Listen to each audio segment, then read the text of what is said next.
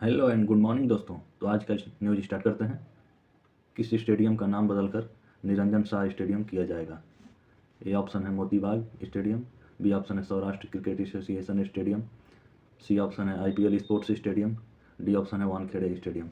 तो आपका option B सही है, सौराष्ट्र क्रिकेट एसोसिएशन स्टेडियम। आगे अब न्यूज देख लेते हैं। हिंद महासागर सम्मेलन का इतिहास, हिंद महासागर के बारे में देख लेते हैं। हिंद महासागर सम्मेलन 2016 में सिंगापुर में आयोजित किया गया था। यह सम्मेलन भारत फाउंडेशन और विदेश मंत्रालय द्वारा संयुक्त रूप से आयोजित किया जाता है। इसका उद्देश्य क्या है? हिंद महासागर क्षेत्रीय सहयोग को बढ़ावा देना, शांति, समृद्धि और अस्थायी विकास को बढ़ावा देना, साझा चुनौतियों का सामना करने के लिए सहयोगात्मक रणनीति विकसित करना। अब देख लेते हैं इसमें इसका विषय क्या है, मुख्य विषय। समुद्री सुरक्षा को बढ़ाना, आर्थिक विकास को बढ़ाना, जलवायु परिवर्तन को रोकना, ऊर्जा सुरक्षा, सामाजिक विकास और सांस्कृतिक आदान प्रदान। अब आगे देखते हैं पिछले सम्मेलन कौन कौन से हुए हैं इसमें। पहला सम्मेलन हुआ था सिंगापुर, दूसरा सम्मेलन हुआ था कोलंबो, तीसरा सम्मेलन हुआ था अबू धाबी, चौथा सम्मेलन हुआ था सिंगापुर, पांचवा सम्मेलन हुआ था अबू धाबी, छठा सम्मेलन हुआ था ढाका में। आगे देखते हैं अब इसमें। अभी सातवां हिंद महासागर सम्मेलन होने वाला है। देखते हैं अब इसके बारे में कुछ चीज़ें। स्थान कहाँ कहाँ होने वाला है? पर्थ, ऑस्ट्रेलिया में। ऑस्ट्रेलिया की राजधानी कहाँ है? कैनबरा। करेंसी है ऑस्ट्रेलियाई डॉलर। ऑस्ट्रेलिया के प्रधानमंत्री एंथोनी अल्बानीज हैं। ये कब से कब हुआ?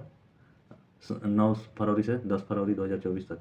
इसका विषय क्या है? हिंद महासागर क्षेत्र एक लचीला और समृद्ध भविष्य का निर्माण करना, इसका विषय है, इसकी थीम है। अब आगे देखते हैं प्रमुख वक्ता इसमें कौन कौन से हैं। ऑस्ट्रेलिया के प्रधानमंत्री एंथोनी अल्बानीज, भारत के विदेश मंत्री एस जयशंकर, श्रीलंका के राष्ट्रपति अनिल विक्रम सिंघे, मालदीव के राष्ट्रपति इब्राहिम मोहम्मद सोलिह। आगे देखते हैं अब इसका विषय क्या है?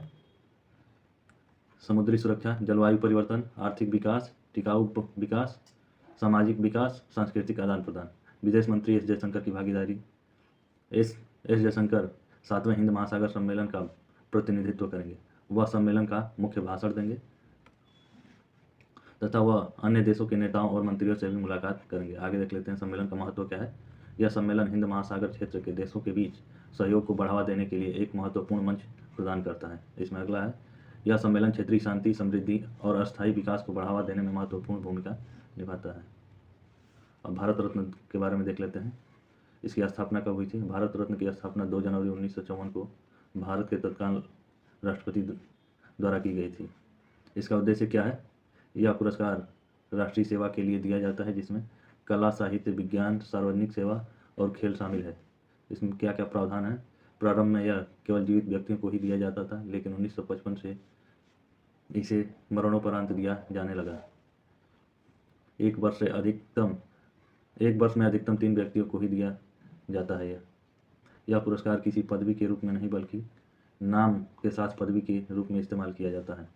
प्राप्तकर्ता अभी तक पहले प्राप्तकर्ता हैं चक्रवर्ती राजगोपालाचारी, स्वतंत्रता सेनानी, राजनेता और लेखक थे। डॉक्टर सर्वपल्ली राधाकृष्णन, दार्शनिक, शिक्षाविद और राजनेता थे।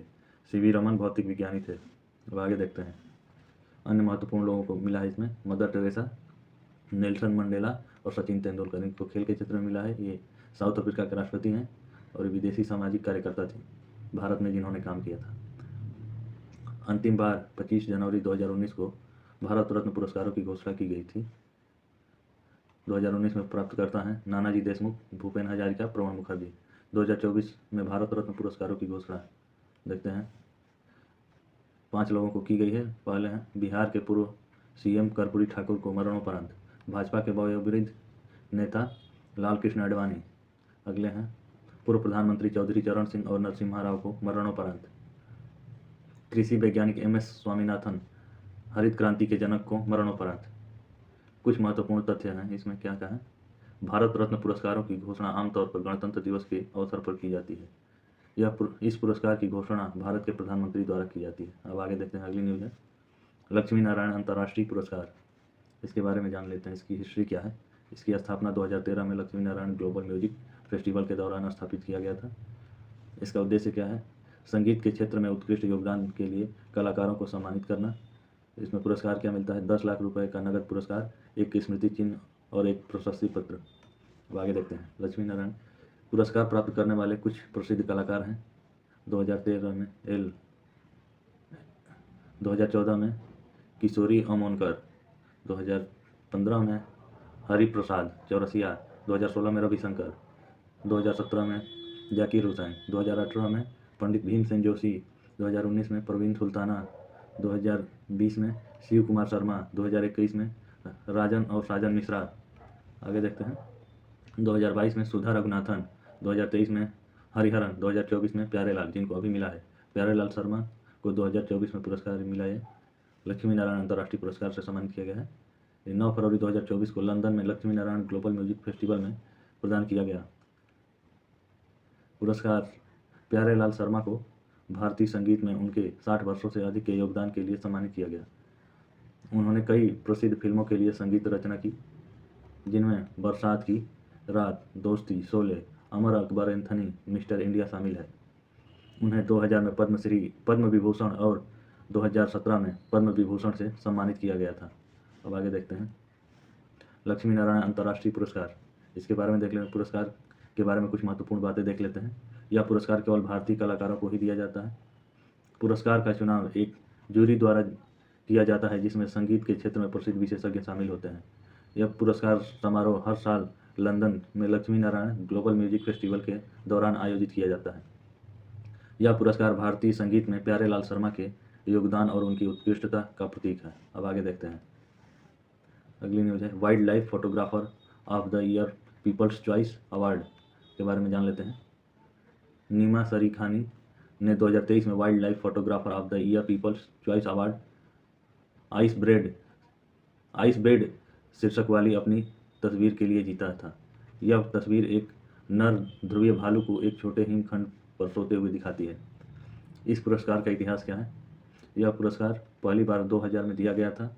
यह wild life photographer of the year प्रतियोगिता का एक लोकप्रिय हिस्सा बन गया है, जिसमें हर साल लाखों लोग भाग लेते हैं। पुरस्कार की प्रक्रिया क्या है? प्रतियोगिता में भाग लेने के लिए फोटोग्राफरों को वन्य जीवों की तस्वीरों को जमा करनी होती है। एक निर्णायक मंडल 100 फाइनलिस्ट का चयन करता है। आगे देखते हैं इसमें। इन 100 तस्वीरों को लंदन के नेचुरल हिस्ट्री म्यूजियम में प्रदर्शित किया जाता है। जनता को इन तस्वीरों में से अपनी पसंदीदा तस्वीर चुनने के लिए आमंत्रित किया जाता है। अब आगे देख लेते हैं। जिस तस्वीर को सबसे अधिक वोट मिलते हैं उसे wild life photographer of the people's choice award से सम्मानित किया जाता है। नीम सरीखानी की तस्वीर आइस बेड को 75,000 से अधिक लोगों ने वोट किया। यह तस्वीर जलवायु परिवर्तन और ध्रुवीय भालुओं के सामने आने वाले खतरों के बारे में जागरूकता बढ़ाने में मदद कर रही है। अब पुरस्कार का महत्व जान लेते हैं। यह पुरस्कार वन्यजीव फोटोग्राफी के लिए एक महत्वपूर्ण सम्मान है। यह फोटोग्राफरों को वन्य जीवों की सुंदरता और महत्व को दुनिया के सामने लाने के लिए प्रोत्साहित करता है। पिछले पुरस्कार विजेता हैं इसमें। इस पुरस्कार को कई प्रसिद्ध वन्यजीव फोटोग्राफर्स ने जीता, जिसमें शामिल हैं 2022 में अमित महाजन, 2021 में क्रिस्टियानो बेंद्रामिन और 2020 में जयश्री ओझा।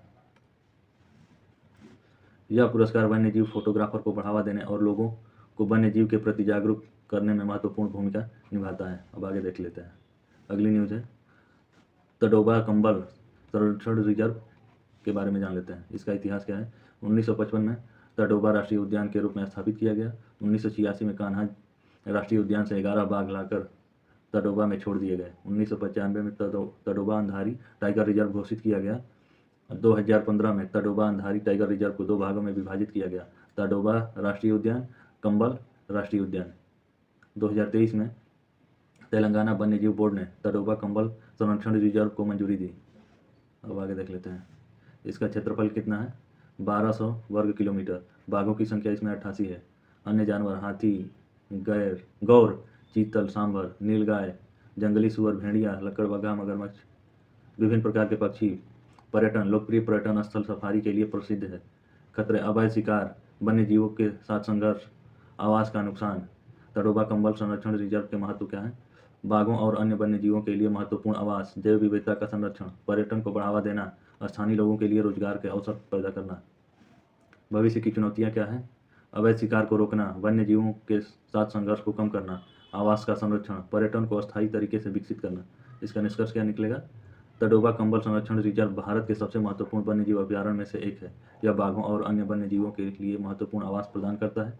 यह जैव विविधता को संरक्षण प्रदान करता है, पर्यटन को बढ़ावा देता है और स्थानीय लोगों के लिए रोजगार के अवसर भी प्रदान करता है।